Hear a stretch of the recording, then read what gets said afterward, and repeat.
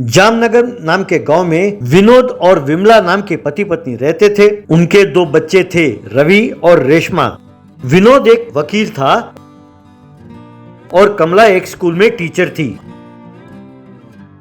हर रोज विमला सवेरे उठते ही अपने बच्चों को भी उठाती और उन्हें स्कूल के लिए तैयार कराती।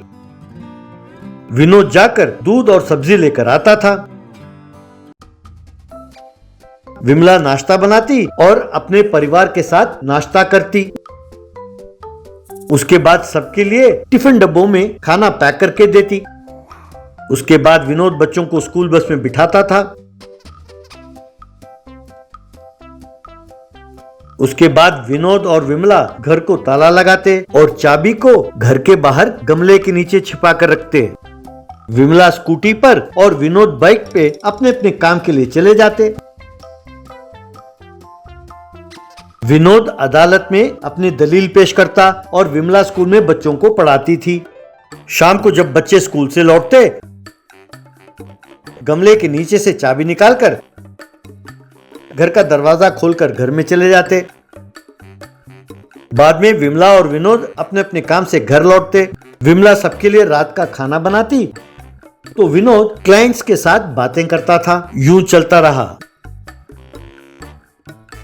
लेकिन विनोद और विमला का आपस में नहीं बनती थी। जब देखो लड़ते रहते थे। ये बात बच्चों को बिल्कुल पसंद नहीं था। विमला, हाँ, ये खाना बनाते बनाते मैं तो परेशान हो गई हूँ। अरे तुम्हारा क्या, घर आते हो तो लोग आते हैं, उनके साथ बातें ही करते रहते हो। विनोद, बकवास बंद करो। वो कोई मेरे दोस्त नहीं है जिनके साथ मैं गप्पे लड़ाता हूँ। वो मेरे क्लाइंट्स हैं। वो जो पैसे देते हैं उसी से अपना गुजारा होता है। ज्यादा बकवास करने की कोई जरूरत नहीं है। और ये खाना बनाना कौन सी बड़ी बात है, हैं? जरा सवेरे उठकर दूध और सब्जी लाओ तो जाने, तब तुम्हें छठी की दूध याद आएगी। विमला, हाँ हाँ, दूध और सब्जी लाना बहुत बड़ी बात है ना। हाँ, ये काम तो कोई भी कर सकता है। एक बार खाना बनाकर टिफिन डब्बा पैक करके तो देखो, तब पता चलेगा। यूं दोनों आपस में लड़ते रहते थे। ये देखकर दोनों बच्चे सिर पकड़कर बैठ जाते। एक बार रवि, अरे बहन, ये क्या है? जब देखो अपने मम्मी पापा लड़ते रहते हैं। मैं तो इन दोनों की लड़ाई से तंग आ गया हूँ। पता नहीं कब बदलेंगे ये दोनों। रेशमा, हाँ भैया, मैं भी बहुत परेशान हूँ। अब पता नहीं इन दोनों में कौन सही है कौन गलत, लेकिन मुसीबत तो हम दोनों को झेलना पड़ता है। रवि, सुनो, इन दोनों की लड़ाई बंद करने के लिए मेरे पास एक बहुत बढ़िया प्लान है। कहकर उसने अपना प्लान समझाया। रेशमा मान गई। बाद में दोनों बाजार में जाकर एक बहुत बड़ा कटहल खरीदा और घर ले आए। ये देखकर विमला, क्या बात है बच्चों, इतना बड़ा कटहल क्यों ले आए तुम दोनों? बात क्या है? विनोद, जो तुम्हें पॉकेट मनी देते हैं तुम ऐसे काम करते हो बच्चों? इतना बड़ा कटहल कौन खाएगा बेटा? रवि, डैडी, हम ये कटहल एक चैलेंज के लिए लेकर आए हैं और इस मुकाबले में आप दोनों को पार्टिसिपेट करना होगा। विमला, कंपटीशन? कैसा कंपटीशन बेटा? रवि, आप दोनों हमेशा लड़ते रहते हैं ना कि मैं ज्यादा काम करता हूँ, मैं ज्यादा काम करती हूँ, इसीलिए ये मुकाबला रखा है। आप दोनों में से जो सबसे ज्यादा कटहल के बीज खाएंगे वही विजेता। विनोद, अरे वाह बेटा, ये तो मजेदार कंपटीशन है। इसमें जीत मेरी होगी। मैं इससे ज्यादा काम करता हूँ, इसलिए जीतूंगा मैं ही। विमला, हाँ हाँ, ये सब कुछ नहीं होने वाला। जीतूंगी मैं ही, क्योंकि मैं होशियार हूँ।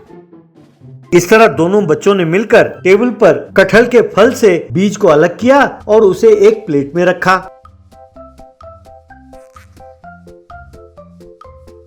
बाद में विमला और विनोद उस टेबल के पास जा बैठे। तब रवि ने कहा, रेडी, 1 2 3 स्टार्ट। मुकाबला शुरू हुआ। विमला और विनोद एक दूसरे के साथ मुकाबला करते हुए बीज एक के बाद एक खा रहे थे।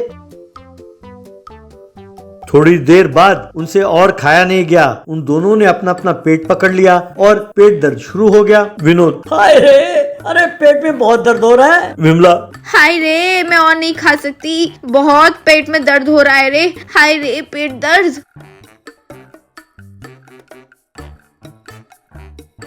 तब रवि, देखो आप यूँ आपस में मुकाबला करते हुए बीच खा गए। अब दोनों का पेट दर्द हो रहा है। मुकाबला एक दूसरे के साथ अच्छाई में होनी चाहिए, एक दूसरे की मदद करते हुए आगे बढ़ने में होनी चाहिए, ना कि एक दूसरे को नीचा दिखाने में कि मैं बड़ा हूँ, मैं बड़ी हूँ। हाँ, आप दोनों हम दोनों के लिए इतना मेहनत करते हैं, इतनी तकलीफें उठाते हैं, हम दोनों की नजर में आप दोनों महान हो। अब अगर माँ बाप आपस में लड़ते रहे तो उन बच्चों का क्या होगा? क्या आप जानते हैं कि बच्चे कितने परेशान हो जाते हैं? हमें उम्मीद है कि कम से कम अब तो आप दोनों बदल जाओगे।